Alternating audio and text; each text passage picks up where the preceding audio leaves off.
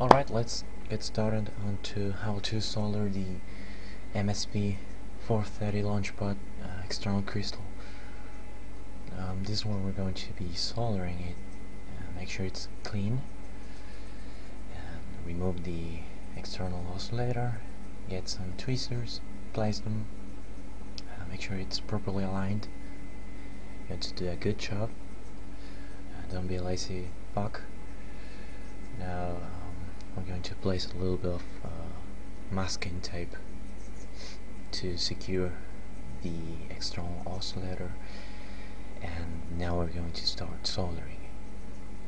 Get your iron, apply a little bit of solder, heat up, solder, remove, and that's it. Do the same for the other pad, remove the tape, and now solder the case. This is going to be grounded.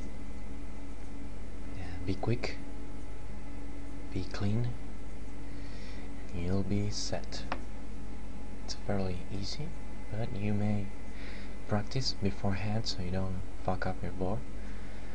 And now just get a little bit of alcohol and cotton swab, clean up the flux residue, and that's it.